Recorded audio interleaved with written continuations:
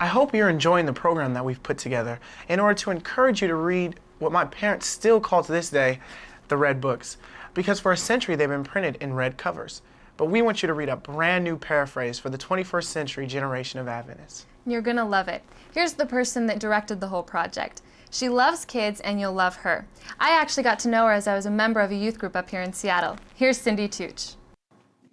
Traveling in many countries in recent months, I've found Adventist young people eager to know more about their church and eager to be involved. When I share stories of how God used Ellen White to help raise up our church in the middle of the 19th century, they often want to hear more. But the events happened so long ago, we're in danger of forgetting the stories, the challenges, the miracles that saw a handful of people, many of them young, become a movement of millions around the world. It excites me when I see young people respond to the words of a very wise, spiritual mother and grandmother when she talks to them about the issues that are on their minds right now. The issues Betsy and Curtis talked about at the beginning: relationships, wellness, social justice, careers, how to know and love God, what to do with doubt, and how to pray. To make a selection of her writings on these themes available to a wider audience of young people, we've prepared this new book. It's paraphrased in contemporary language from her original manuscripts. I'm eager for you to read it. You can get a copy in paperback at many Adventist book centers around the world. Now, as we conclude this program, I want you to hear 4 young people from different parts of the world that have been blessed by Ellen White's books and express their feelings in their own words. In these writings, they have experienced Jesus and have been led back to the Scriptures to forge a friendship, a genuine bond with Him. My prayer is that you too will respond to the call to stand apart. That's not always easy, but you can make an eternal difference for Jesus, first in your family, and then wherever in the world the Holy Spirit leads you. May God bless your spiritual journey. I look forward to meeting you soon when together we see Jesus face to face. There have been many times in my life where I've been uncertain, concerned about things that were going to happen, not sure which way to turn. And then I read a passage in Patriarchs and Prophets that calmed me so much, and I have a quote that I'd like to share with you. There are many who become restless when they cannot know the definite outcome of affairs. They cannot endure uncertainty, and in their impatience, they refuse to wait to see the salvation of God. If they would but trust in God and watch unto prayer, they would find divine consolation. Their spirit would be calmed by communion with God. Once you've read Ellen White's writings, you have a tendency to remember them whenever necessary.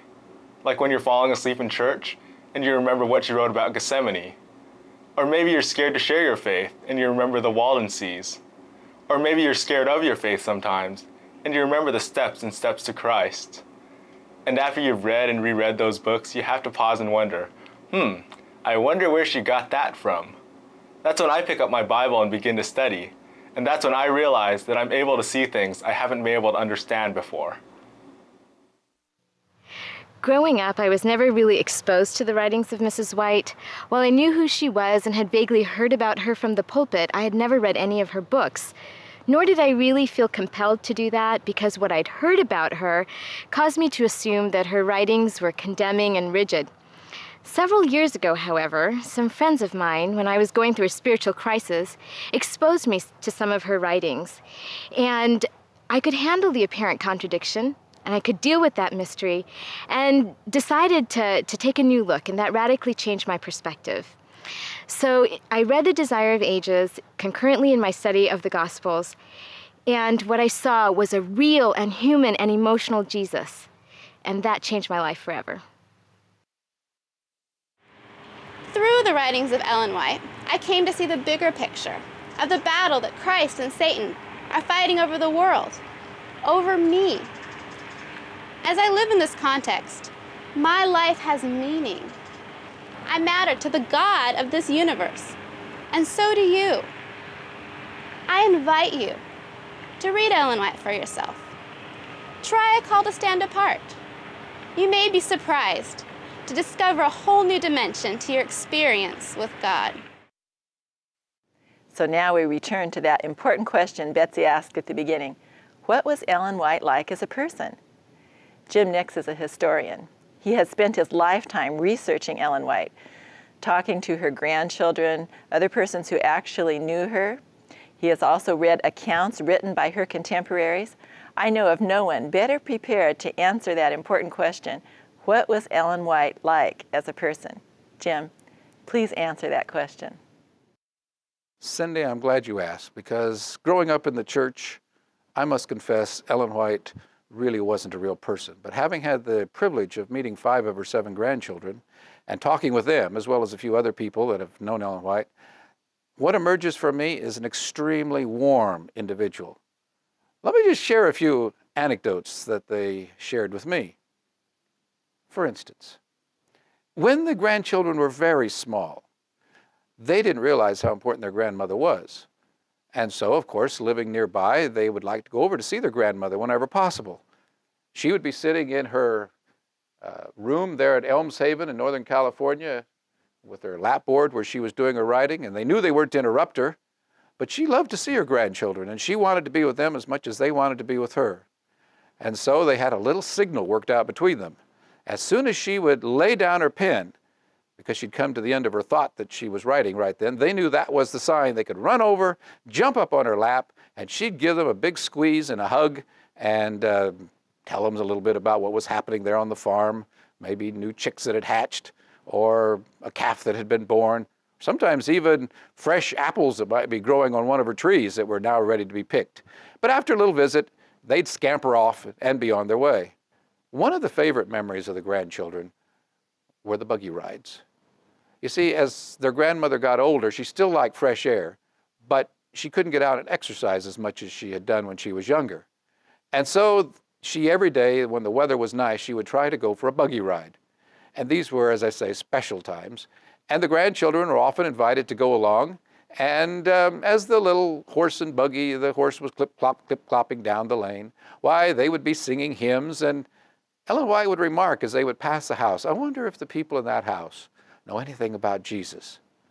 And then if they saw them out in their yard, maybe they were out working in their garden or something, Ellen White would stop. And she'd talk with them over the fence about Jesus.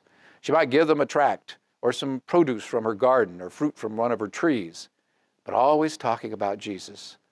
And for years after she died in 1915 in Elms Haven, she was remembered as the little lady dressed in black who came around and talked about Jesus.